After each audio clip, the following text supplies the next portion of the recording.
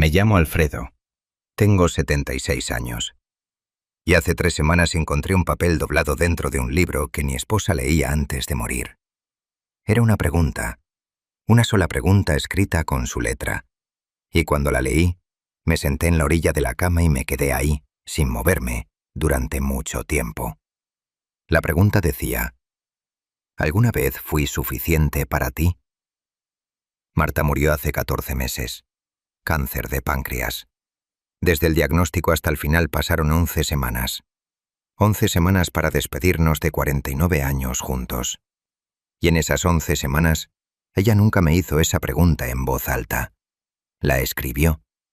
La guardó entre las páginas de un libro, y yo la encontré 14 meses después, cuando finalmente me atreví a mover sus cosas del buró. No sé cuándo la escribió. No sé si fue antes del diagnóstico o después. No sé si esperaba que yo la encontrara o si era solo para ella.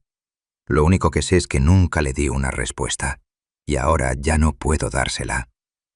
Conocí a Marta en 1973. Yo tenía 24 años, ella tenía 22. Trabajábamos en el mismo edificio de oficinas en el centro de la ciudad. Yo era contador en una empresa de importaciones. Ella trabajaba en el departamento de personal 2 pisos arriba. La primera vez que hablamos fue en el elevador. Se había descompuesto entre el 3er y 4.º piso. Estuvimos atrapados 40 minutos. Ella estaba nerviosa. Yo no sabía qué decir, así que no dije casi nada. Solo me quedé parado en la esquina, mirando los números que no cambiaban. Cuando por fin abrieron las puertas, ella me dijo: «Gracias por no ponerte nervioso», me ayudó. Yo no le dije que por dentro estaba aterrado. No le dije que me había quedado callado porque no sabía cómo hablar con una mujer así de bonita. No le dije nada, solo asentí. Así empezó todo, con mi silencio y su interpretación generosa de ese silencio. Nos casamos en 1975. Yo tenía 26 años, ella tenía 24. La boda fue pequeña, en la iglesia del barrio donde vivían sus padres. Recuerdo que durante la ceremonia, cuando el sacerdote preguntó si aceptaba a Marta como mi esposa, dije sí, con una voz tan baja que tuvo que pedirme que lo repitiera. Marta se rió. Pensó que estaba nervioso, y lo estaba. Pero también era otra cosa. Era que yo no sabía cómo decir las cosas importantes en voz alta. Nunca había aprendido. Mi padre era un hombre silencioso. Trabajaba en una fábrica de textiles. Salía a las 5 de la mañana, volvía a las 7 de la noche. En toda mi infancia, no recuerdo haberlo escuchado decir «te quiero» a mi madre. Ni a mí, ni a mis hermanos. Pero se levantaba cada día, traía el sueldo, arreglaba las cosas que se rompían, estaba ahí. Yo creía que eso era amor. Creía que el amor no necesitaba palabras. Creía que si estabas presente, si cumplías, si no te ibas, eso era suficiente. Las palabras me parecían innecesarias, incluso sospechosas, como si decir «te quiero» fuera una forma de compensar por algo que faltaba. Ese fue mi error, un error que duró 49 años. Marta me preguntaba cosas. Al principio, cuando éramos recién casados, me preguntaba mucho. Me preguntaba qué pensaba, qué sentía, si estaba contento, si algo me preocupaba. Y yo respondía con frases cortas: «Estoy bien, no pasa nada, todo normal». Ella insistía a veces: «Pero, ¿qué sientes?». Y yo no sabía qué responder. No porque no sintiera nada, sino porque no tenía las palabras, o no me atrevía a usarlas. Con el tiempo dejó de preguntar tanto. Se adaptó. Aprendió a leer mis silencios, mis gestos, mis rutinas. Cuando llegaba del trabajo y me sentaba en el sillón sin hablar, ella sabía que había sido un día difícil. Cuando le llevaba café sin que me lo pidiera, ella sabía que era mi forma de decir algo. Cuando me quedaba despierto viendo las noticias hasta tarde, ella sabía que algo me daba vueltas en la cabeza. Marta se convirtió en traductora de un idioma que yo nunca hablé claramente. Y yo la dejé hacer ese trabajo sola, durante 49 años. Tuvimos 2 hijos. Andrés nació en 1978. Patricia en 1981. Los crié como me criaron a mí. Estuve presente, trabajé, proveí.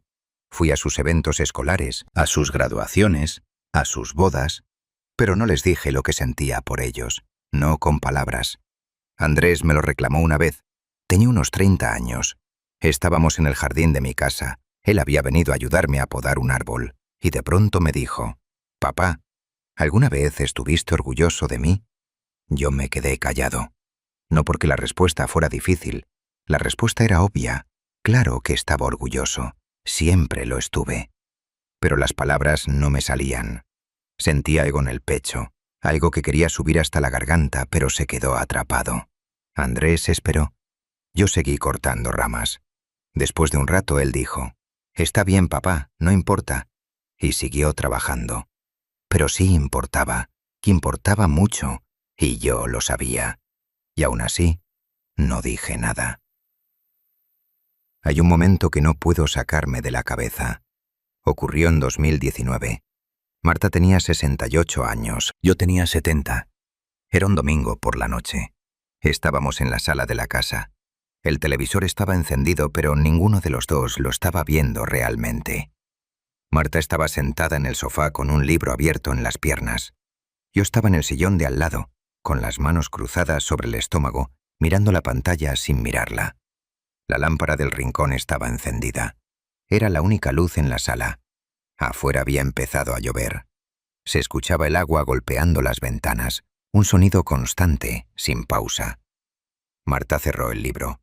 Lo dejó sobre la mesa de centro. Se quedó mirándome un momento. Yo sentí su mirada, pero no volteé. Entonces me preguntó: «Alfredo, ¿tú me quieres?». La pregunta me tomó por sorpresa. Llevábamos 44 años casados.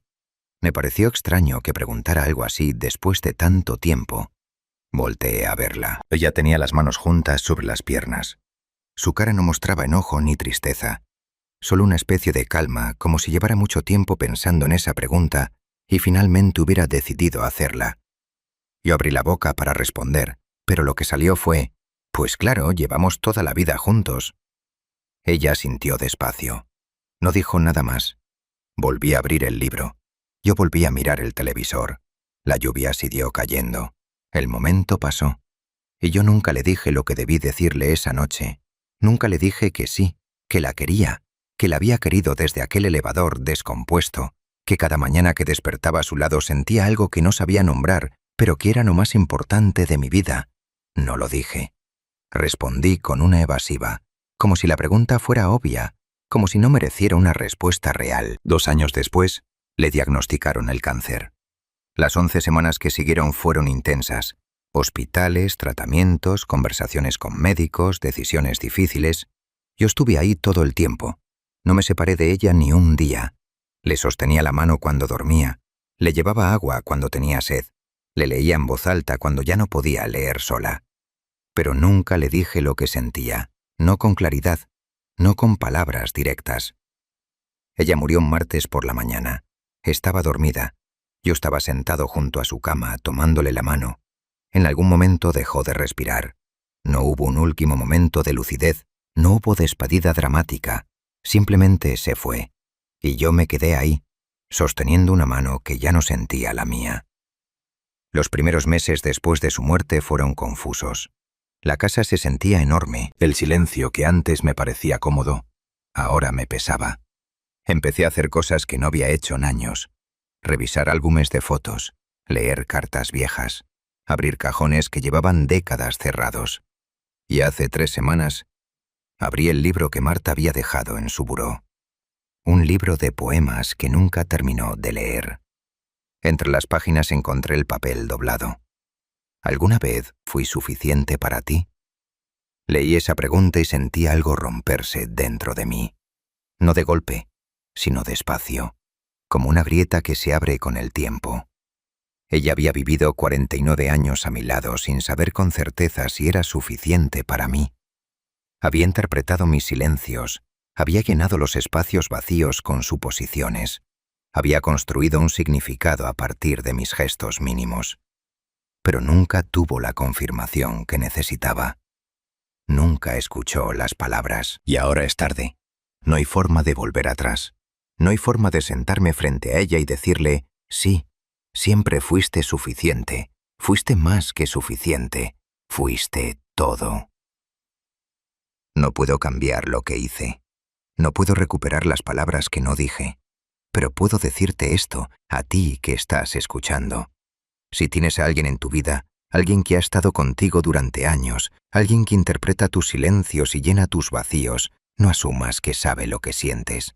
No confíes en que los gestos son suficientes. No creas que el tiempo juntos habla por sí solo. Las personas necesitan escuchar las palabras, no porque sean débiles, no porque sean inseguras, sino porque las palabras son la única forma de saber con certeza lo que hay en el corazón de otro. Yo creía que el amor no necesitaba ser expresado. Creía que si estaba presente, si cumplía, si no me iba, eso bastaba. Estaba equivocado. El amor que no se expresa es un amor incompleto, un amor que deja preguntas sin responder. Si tienes algo que decir, dilo hoy. No esperes a que sea obvio, no esperes a que te pregunten, no esperes a que sea urgente. Dile a tu esposa que la quieres. Dile a tu hijo que estás orgulloso. Dile a tu padre que lo perdonas. Dile a tu amigo que importa. Las palabras no son decoración, no son debilidad, son la única evidencia que los demás tienen de lo que sientes. Y cuando la persona se vaya, cuando ya no esté, lo único que va a quedar son las palabras que dijiste y las que no. Yo tengo 76 años. Mi esposa murió hace 14 meses. Y encontré una pregunta que nunca respondí. No cometas el mismo error. El tiempo no avisa. Las personas no duran para siempre. Y las preguntas que no contestas hoy se convierten en las preguntas que te persiguen mañana. Responde ahora, mientras puedas, mientras haya alguien del otro lado, esperando escucharte. Si esto te hizo pensar en alguien, no lo guardes para después. Actúa hoy.